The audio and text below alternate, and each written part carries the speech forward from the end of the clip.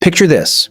Every tool you've ever used to move something heavy. A cart, a trolley, even the tires on your shoes. Now imagine none of that exists. That was reality for humans for almost 400,000 years, ever since the first hearths were lit in Britain. You could make fire with your own hands. You could shape a blade from a stone, but you could not roll anything. The wheel didn't show up until around 5,500 years ago. That's not a small gap. That's the difference between knowing how to survive and knowing how to build. And it wasn't because nobody was smart enough to think of a circle. Notice something. Children figure out that round objects roll before they can even talk. The idea was never the problem. A round stone rolling downhill would have told you everything you needed to know thousands of generations before anyone acted on it. Here's what was. For most of human history, you didn't need to move anything heavy anywhere, on any kind of schedule. You lived in a small group. You carried what you owned on your back from one camp to the next. No stockpiles, no warehouses, no daily deliveries. A wheel is useless if you have nothing worth rolling. And for tens of thousands of years, you simply didn't. Then farming changed the math completely. Grain had to be stored. Grain had to move from field to village and later from village to village. Picture the weight of that. Sacks of barley, jars of oil, stone for building. Suddenly there was a reason to move heavy loads every day, over and over. But here's the twist most people get wrong. The wheel wasn't built to move anything at first, it was built to spin.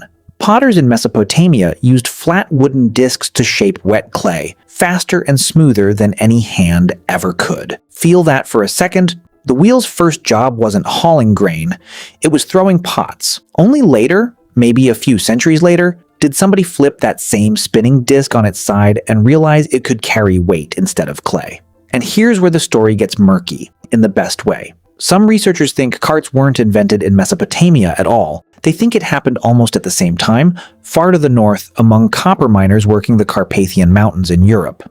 Nobody can prove which came first. What we can prove is that wheeled transport showed up in more than one place, within a few centuries of each other. Not because one group was smarter, because they'd all hit the exact same wall. And here's the proof. In southern Poland, archaeologists found a small clay pot, barely the size of your hand, buried near the Nitzyca River. Scratched into its surface was a crude drawing, a four-wheeled cart pulled by an animal. Radiocarbon dating placed it at roughly 3,500 BCE, the oldest known image of a wheeled vehicle anywhere on Earth. Buried right next to it were animal bones, the horns worn smooth, as if something had been tied around them for years. Whoever carved that drawing wasn't writing a manual. They were recording something they'd already built and already used in their own village. That wall wasn't imagination. It was precision. Try to picture building a wheel with only wood, stone, and fire. It has to be almost perfectly round, or every rotation wastes energy. It needs an axle that won't grind itself to dust under weight day after day. And the fit between wheel and axle has to be tight enough that the whole thing doesn't shake itself apart the first time it hits a rock. Listen for it.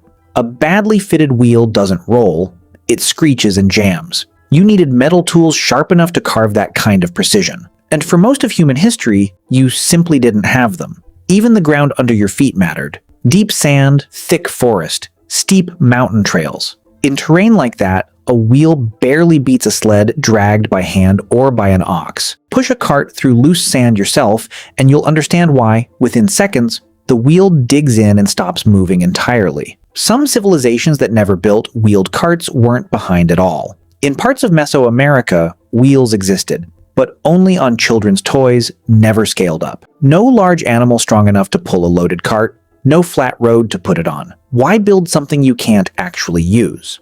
Once every piece finally lined up, though, it moved fast. Within a few centuries, oxen were pulling wheeled carts across Mesopotamian fields, kicking up dust on roads that hadn't existed a generation earlier. By 2000 BCE, solid wooden discs had become lighter, spoked wheels.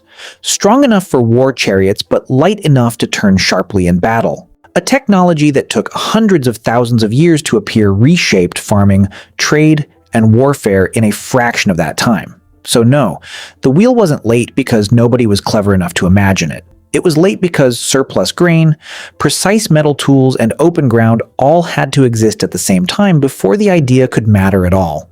Maybe that's true of most breakthroughs. The idea usually isn't the hard part. Waiting for the world to be ready for it is.